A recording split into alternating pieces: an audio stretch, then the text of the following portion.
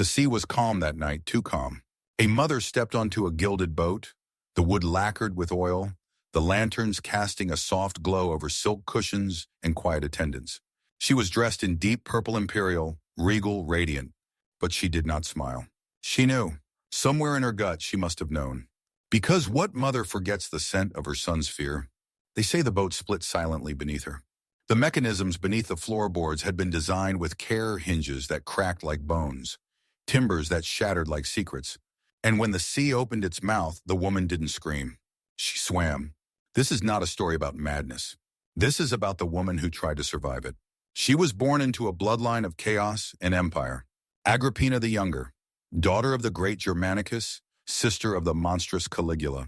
She knew the Senate's corridors before she learned to braid her own hair. Power in her world was not inherited, it was taken. When she became the wife of Emperor Claudius, some whispered it was her most dangerous move yet. Others knew better. It wasn't Claudius she wanted. It was his heir. Her son, Lucius Domitius Ahenobarbus, later known as Nero, was born from a previous marriage. Unremarkable at first. But when Agrippina married Claudius, she convinced him to adopt Nero, placing him ahead of Claudius's biological son, Britannicus. She orchestrated alliances, banished rivals, poisoned threats. And when Claudius died, likely from a dish of mushrooms laced with death, it was Nero who took the throne. At just 16. But he did not rule alone. Agrippina became something Rome had never seen before. A mother who did not step back once the crown was placed. She stood behind the throne, but she also leaned forward. Coins were minted with her image facing Nero's, equal in prominence. She sat in Senate meetings. She listened through palace walls, and when Nero tried to speak with foreign ambassadors, she interrupted, correcting him like a schoolboy. At first, Nero tolerated her. He owed her everything, but the empire began to murmur. No emperor, they said, could rule while tethered to his mother's will. And so the boy began to pull away. He found new advisors, Seneca, the Stoic philosopher, and Burrus, the military man. They fed his ego quietly, planted doubt like seeds in soft soil. She is loved more than you. She made you emperor. She can unmake you. She watches everything. Nero began to drift. At first it was small letters unanswered, invitations declined. Then came the restrictions, limiting her access to court, removing her guards, stripping her of influence. But Agrippina was not a woman who stepped aside. She had risen through poison and exile. She had survived the reign of her own brother, Caligula, and she would not be dismissed like a servant. The palace grew cold with silence. Mother and son no longer spoke face to face. Messages were passed through servants, then soldiers. Agrippina moved to a villa by the coast. Nero remained in Rome, fuming behind velvet curtains. Twice, they say, Nero tried to poison her. Twice she detected it. He then resorted to subtle methods: tainted wine, spoiled food, doctored physicians. But Agrippina, too, knew how to survive.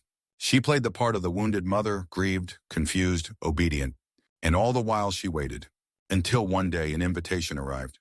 Her son had built her a new ceremonial boat, he said. To honor her service, to reconcile, she accepted. And as the boat pushed off from shore, under a moon too pale and a sea too still, Agrippina boarded calmly, dressed like the empress she once was. She reclined beneath silk curtains. She drank the wine. She listened to the water. She waited. But so did the sea. It was supposed to break quietly. The hinges beneath the floorboards of Agrippina's private chamber had been crafted by imperial engineers men, loyal not to Rome, but to her son. The plan was simple. At the signal, a section of the ship would collapse, casting her into the sea in silence. No screaming, no blood, no witnesses, just a tragic accident in the night. But nothing ever went according to plan with Agrippina. She had barely finished the ceremonial wine when the ship's beams groaned like a dying animal. A sickening crack, then another. Her couch flipped forward.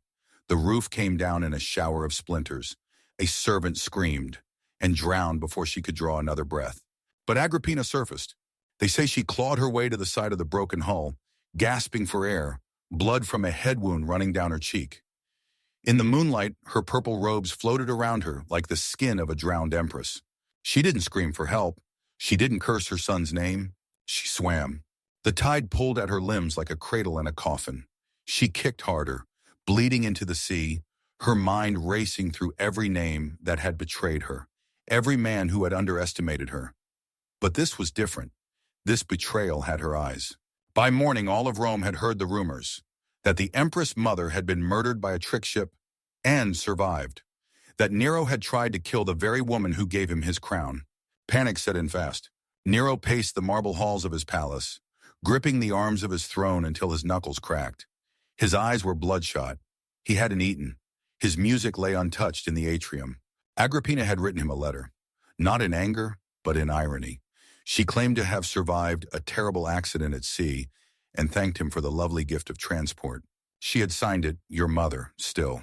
It was the last time she would write him. Nero's shame turned to rage. The failed assassination made him look foolish, not just to Rome, but to the provinces, the Senate, even the slaves. He had tried to be elegant, discreet, merciful in his own mind. Now he would be none of those things. Within days, a new plan was put into motion.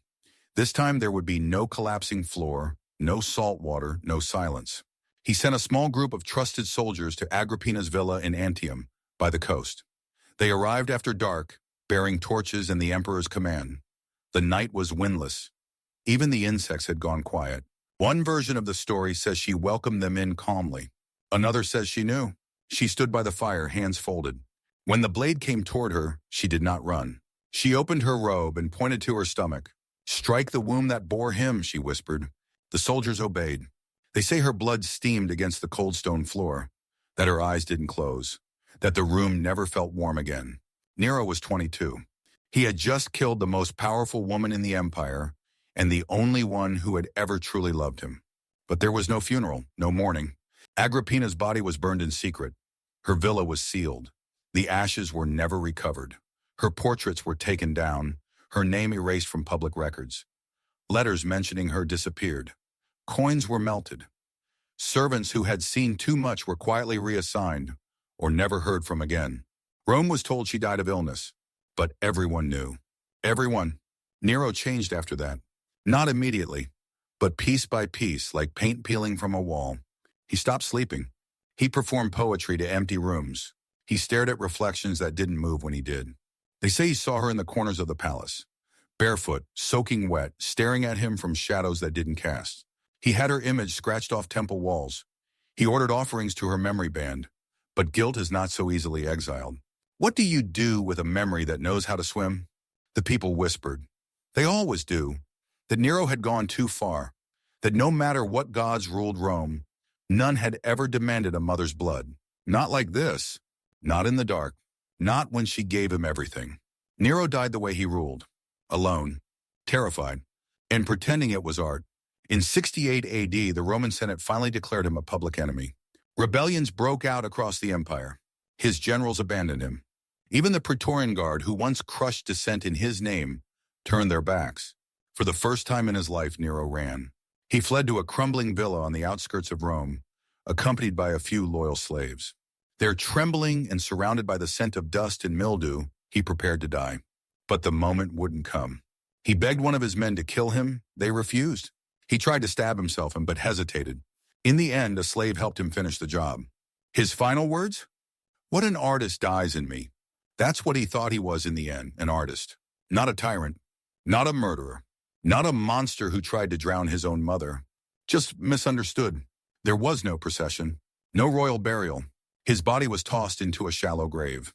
No monument was raised. No mourning declared. Rome had seen emperors fall before, but none had fallen like this. And what of Agrippina? There was no grave to return to. Her ashes had been scattered, her portraits destroyed. The letters she once wrote, gone, but she remained in fragments. In the corner of every burned scroll.